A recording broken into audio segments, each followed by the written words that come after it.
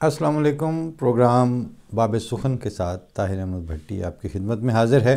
کل میں نے جس طرح گزارش کی تھی تو میں آج اس نظم سے ابتدا کرنے لگا ہوں اور تمہید کے طور پر یا تشریحاً یا اس طرح رکنے سے میں گریز کروں گا۔ اس کی وجہ یہ ہے کہ اس سے ایک تو مضمون کا تسلسل ڈسٹرب ہوتا ہے، دوسرا جس نے اس کو صرف تلفظ یا ادائیگی کے لیے سننا ہو اس کی طبیعت پر پھر وہ جو رک رک کے ایسے باتیں کی جاتی ہیں وہ گراں گزریں گی۔ اور اس کا پھر بعض دفعہ منظوم کلام میں یہ ہوتا ہے کہ جس طرح فوارہ پھوٹتا ہے تو وہ کبھی بہت اوپر جاتا ہے اور کبھی درمیان سے ہی واپس چلا جاتا ہے اور کبھی بالکل ہلکے اور دھیمے انداز سے پانی کی لہریں سائڈوں پہ پھینکتا ہوا پھر اگلے وفور کے لیے تیار ہو رہا ہوتا ہے۔ تو کلام میں بھی تقریباً یہی سلسلہ چل رہا ہوتا ہے۔ تو اگر اس میں جگہ جگہ رکا جائے گا تو وہ اس کو نقصان پہنچائے گا، اس کے فلو کو، اور شاید وہ مقصد بھی اس میں وہ ڈسٹرب ہو جس وجہ سے یہ پیش کرنے کی کوشش کی جا رہی ہے۔ دعا کی درخواست کے ساتھ میں ابتدا کرتا ہوں وہ اسی نظم سے جس کے کل میں نے 4-5 شعر سنائے تھے۔ یہ طویل نظم ہے۔ پھر اس کے بعد اسی کتاب برائن احمدیہ حصہ پنجم میں ایک اس سے بھی طویل تر نظم آنے والی ہے۔ تو بہرحال میں کوشش کرتا ہوں ٹائمنگ کے حساب سے، اگر مناسب ہوا تو 1 گو میں، نہیں تو 2 حصوں میں یہ میں پیش کرتا ہوں۔ ہے شکر رب عز و جل خارج از بیاں، جس کی کلام سے ہمیں اس کا ملا نشاں۔ وہ روشنی جو پاتے ہیں ہم اس کتاب میں، ہوگی نہیں کبھی وہ 1000 آفتاب میں۔ اس سے ہمارا پاک دل و سینہ ہو گیا، وہ اپنے منہ کا آپ ہی آئینہ ہو گیا۔ اس نے درخت دل کو معارف کا پھل دیا، ہر سینہ شک سے دھو دیا، ہر دل بدل دیا۔ اس سے خدا کا چہرہ نمودار ہو گیا، شیطان کا مکر و وسوسہ بیکار ہو گیا۔ وہ راہ جو ذات عز و جل کو دکھاتی ہے، وہ راہ جو دل کو پاک و مطہر بناتی ہے، وہ راہ جو یار گم شدہ کو کھینچ لاتی ہے، وہ راہ جو جام پاک یقین کا پلاتی ہے۔ اس نے ہر ایک کو وہی رستہ دکھا دیا، جتنے شکوک و شبہ تھے سب کو مٹا دیا۔ افسردگی جو سینوں میں تھی دور ہو گئی، ظلمت جو تھی دلوں میں وہ سب نور ہو گئی۔ جو دور تھا خزاں کا وہ بدلا بہار سے، چلنے لگی نسیم عنایات یار سے۔ جاڑے کی رت ظہور سے اس کے پلٹ گئی، عشق خدا کی آگ ہر ایک دل میں اٹ گئی۔ جتنے درخت زندہ تھے وہ سب ہوئے ہرے، پھل اس قدر پڑا کہ وہ میووں سے لد گئے۔ موجوں سے اس کی پردے وساوس کے پھٹ گئے، جو کفر اور فسق کے ٹیلے تھے کٹ گئے۔ قرآن خدا نما ہے، خدا کا کلام ہے، بے اس کے معرفت کا چمن ناتمام ہے۔ جو لوگ شک کی سردیوں سے تھر تھراتے ہیں، اس آفتاب سے وہ عجب دھوپ پاتے ہیں۔ دنیا میں جس قدر ہے مذاہب کا شور و شر، سب قصہ گو ہیں نور نہیں ایک ذرہ بھر۔ پر یہ کلام نور خدا کو دکھاتا ہے، اس کی طرف نشانوں کے جلوہ سے لاتا ہے۔ جس دین کا صرف قصوں پر سارا مدار ہے، وہ دین نہیں ہے ایک فسانہ گزار ہے۔ سچ پوچھئے تو قصوں کا کیا اعتبار ہے، قصوں میں جھوٹ اور خطا بے شمار ہے دین وہی کہ صرف وہ ایک قصہ گو نہیں، زندہ نشانوں سے ہے دکھاتا رہے یقین۔ ہے دین وہی کہ جس کا خدا آپ ہو عیاں، خود اپنی قدرتوں سے دکھاوے کہ ہے کہاں۔ جو معجزات سنتے ہو قصوں کے رنگ میں، ان کو تو پیش کرتے ہیں سب بحث و جنگ میں۔ جتنے ہیں فرقے سب کا یہی کاروبار ہے، قصوں میں معجزوں کا بیان بار بار ہے، پر اپنے دین کا کچھ بھی دکھاتے نہیں نشان۔ گویا وہ رب ارض و سما اب ہے ناتواں، گویا اب اس میں طاقت و قدرت نہیں رہی، وہ سلطنت وہ زور وہ شوکت نہیں رہی۔ یا یہ کہ اب خدا میں وہ رحمت نہیں رہی، نیت بدل گئی ہے وہ شفقت نہیں رہی۔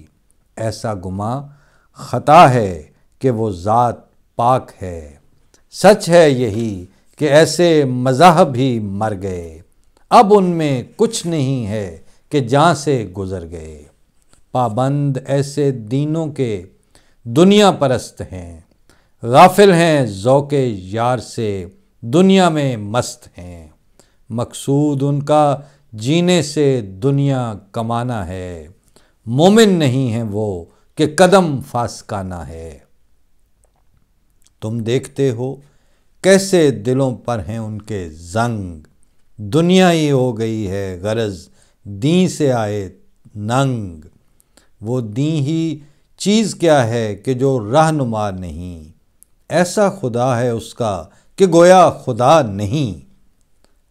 پھر اس سے سچی راہ کی عظمت ہی کیا رہی، اور خاص وجہ صفوت ملت ہی کیا رہی۔ نور خدا کی اس میں علامت ہی کیا رہی، توحید خشک رہ گئی نعمت ہی کیا رہی۔ لوگوں سنو کہ زندہ خدا وہ خدا نہیں، جس میں ہمیشہ عادت قدرت نما نہیں۔ مردہ پرست ہیں وہ جو قصہ پرست ہیں، پس اس لیے وہ مورد ذل و شکست ہیں۔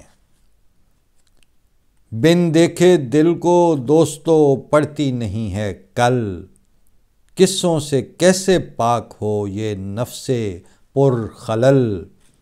کچھ کم نہیں یہودیوں میں یہ کہانیاں، پر دیکھو کیسے ہو گئے شیطان سے ہم اناں۔ ہر دم نشان تازہ کا محتاج ہے بشر، قصوں کے معجزات کا ہوتا ہے کب اثر۔ کیوں کر ملے فسانوں سے وہ دل برے ازل، گر ایک نشان ہو ملتا ہے سب زندگی کا پھل۔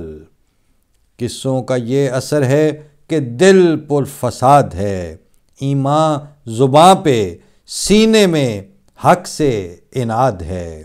ایمان زباں پہ سینہ میں حق سے اناد ہے۔ دنیا کی حرص و آز میں یہ دل ہیں مر گئے، غفلت میں ساری عمر بسر اپنی کر گئے۔ اے سونے والو جاگو کہ وقت بہار ہے، اب دیکھو آ کے در پہ ہمارے وہ یار ہے۔ کیا زندگی کا ذوق اگر وہ نہیں ملا، لعنت ہے ایسے جینے پر گر اس سے ہیں جدا۔ اس رخ کو دیکھنا ہی تو ہے اصل مدعا، جنت بھی ہے یہی کہ ملے یار آشنا۔ اے حب جاہ والو یہ رہنے کی جا نہیں، اس میں تو پہلے لوگوں سے کوئی رہا نہیں۔ دیکھو تو جا کے ان کے مقابر کو ایک نظر، سوچو کہ اب سلف ہیں تمہارے گئے کدھر۔ ایک دن وہی مقام تمہارا مقام ہے، ایک دن یہ صبح زندگی کی تم پہ شام ہے۔ ایک دن تمہارا لوگ جنازہ اٹھائیں گے، پھر دفن کر کے گھر میں تاسف سے آئیں گے۔ اے لوگو عیش دنیا کو ہرگز وفا نہیں، کیا تم کو خوف مرگ و خیال فنا نہیں؟ سوچو کہ باپ دادے تمہارے کدھر گئے، کس نے بلا لیا وہ سبھی کیوں گزر گئے؟ وہ دن بھی ایک دن تمہیں یارو نصیب ہے، خوش مت رہو کہ کوچ کی نوبت قریب ہے۔ ڈھونڈو وہ راہ جس سے دل و سینہ پاک ہو، نفس دنی خدا کی اطاعت میں خاک ہو۔ ملتی نہیں عزیزو فقط قصوں سے یہ راہ، وہ روشنی نشانوں سے آتی ہے گاہ گاہ، یعنی کبھی کبھی۔ وہ روشنی نشانوں سے آتی ہے گاہ گاہ، وہ لغو دیں ہے جس میں فقط قصہ جات ہیں، ان سے رہیں الگ جو سعید و صفات ہیں۔ صد حیف اس زمانے میں قصوں پہ ہے مدار، قصوں پہ سارا دین کی سچائی کا انحصار، پر نقد معجزات کا کچھ بھی نشان نہیں، بس یہ خدائے قصہ خدائے جہاں نہیں۔ دنیا کو ایسے قصوں نے یکسر تباہ کیا، مشرک بنا کے کفر دیا، روح سیاہ کیا۔ جس کو تلاش ہے کہ ملے اس کو کردگار، اس کے لیے حرام جو قصوں پہ ہو نثار۔ اس کا تو فرض ہے کہ وہ ڈھونڈے خدا کا نور، تا ہووے شک و شبہ سبھی اس کے دل سے دور۔ تا اس کے دل پر نور یقین کا نزول ہو، تا وہ جناب عز و جل میں قبول ہو۔ قصوں سے پاک ہونا کبھی کیا مجال ہے، سچ جانو یہ طریق سراسر محال ہے۔ قصوں سے کب نجات ملے ہے گناہ سے، ممکن نہیں وصال خدا ایسی راہ سے۔ مردہ سے کب امید کہ وہ زندہ کر سکے، اس سے تو خود محال کہ راہ بھی گزر سکے۔ وہ راہ جو ذات عز و جل کو دکھاتی ہے، وہ راہ جو دل کو پاک و مطہر بناتی ہے، وہ راہ جو یار گم شدہ کو ڈھونڈ لاتی ہے، وہ راہ جو جام پاک یقین کا پلاتی ہے۔ وہ تازہ قدرتیں جو خدا پر دلیل ہیں، وہ زندہ طاقتیں جو یقین کی سبیل ہیں۔ ظاہر ہے یہ کہ قصوں میں ان کا اثر نہیں، افسانہ گو کو راہ خدا کی خبر نہیں۔